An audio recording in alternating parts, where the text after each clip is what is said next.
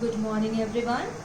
Today we will start the third chapter of your footprints, that is The Midnight Visitor, and the author of Midnight Visitor is Robert Arthur. So now I am going to tell you the whole story in brief. Okay? So listen it properly. The Midnight Visitor is a detective story written by Robert Arthur. Presence of mind is the most important quality a secret agent must have.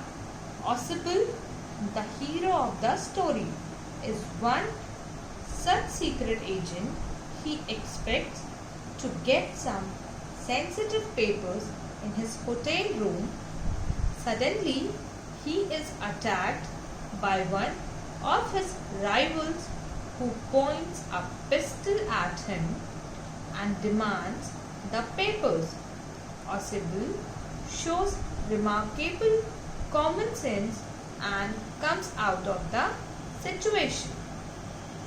Polo is surprised to see a secret agent. Osable, who is too fat to be a secret agent. Osable tells him that he was going to get an important paper for which many men have risked their lives.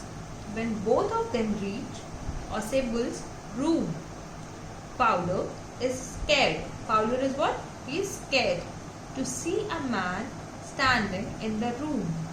Max, who is tall and thin man. Max is what? He is tall and thin man and is holding an automatic pistol in his hand. Had entered his room by using a key to take the report concerning a new missile. Osable, sensing the danger, fabricated a story about the non-existent balcony which Max believed to be true. Osable complained that it was due to the balcony that somebody had entered his room the second time. After some time, there was knocking at the door. Osable again befooled Max by saying that it was the police who wanted to come inside to provide him protection. Max, unwanted to run away to avoid the police and jumps to his death into that non-existent balcony. Now, come to the chapter. We will go through the line-wise explanation. Firstly, I am giving you the introduction. Okay. The Midnight Visitor is a story of a detective, you can say spy or a secret agent, who successfully disposes of a rival detective through his intelligence, quick wit, alertness and presence of mind. Fowler, a young writer, had a romantic image of a detective. The first impression of Mr. Osable, a flat, sloppy detective, disappoints him, but his way of tackling the problem gives him a real picture of a successful detective. The story tells that it is not necessary to look handsome, slim, and physically strong for a detective, but he must have the necessary traits: intelligence, quick wit, alertness, and presence of mind to be a successful detective. Now come to the first paragraph. Osable, a secret agent, is expecting to get a very important report. Another secret agent, Max, threatens him with a pistol demanding the report. Does Ausable outwit him?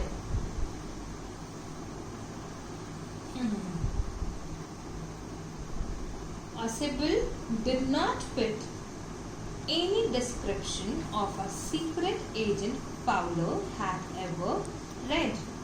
Following him down the musty corridor of gloomy French hotel where Ausable had a room, Fowler felt let down.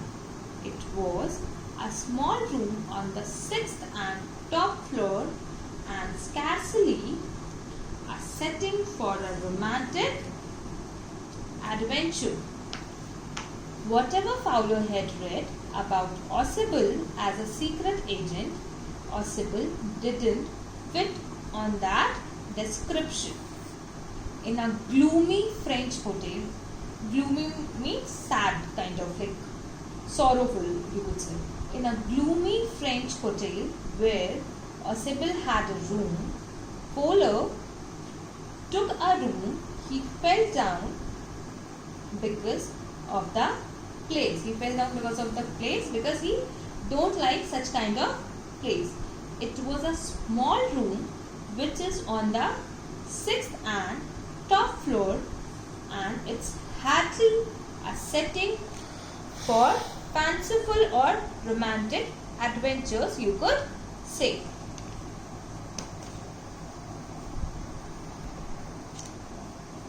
Ausable was, for one thing, fat, very fat, and then there was his accent. Now you will wanted to know that what is accent. In Hindi we used to say accent as a lehza, okay? Though he spoke French and German passably, he had never altogether lost the American accent he had brought to Paris from Boston 20 years ago. Ausable was very fat, and his pronunciation or the way he used to speak is very different. And tolerably well he used to speak French and German. He had never forgotten American accent which he had brought to Paris from Boston before 20 years. You are disappointed, Ausable said wheezily over his shoulder. You were told that I was a secret agent, a spy, dealing in espionage and danger. You wished to meet me because you are a writer, young and romantic. You envisioned mysterious figures in the night, the crack of pistols, drugs in the wine. Definitely you got disappointment. Definitely you got disappointed. Ausable said these things to whom? Ausable said these things to the person who is following him. Okay? And who is following him? The writer is following him. So here Ausable is saying that definitely you got disappointed while audibly breathing over his shoulder. You were informed that I was a secret agent. Who is saying all this? Here Ausable is saying all this, that you were informed that I was a secret agent, a spy. Now you wanted to know what is spy? Spy means detective or secret agent. Okay? I was a secret agent, a spy, dealing in espionage. Espionage means the act of spying. And danger, dealing in espionage and danger. You wanted to meet because you are a writer. You are a writer, young and romantic.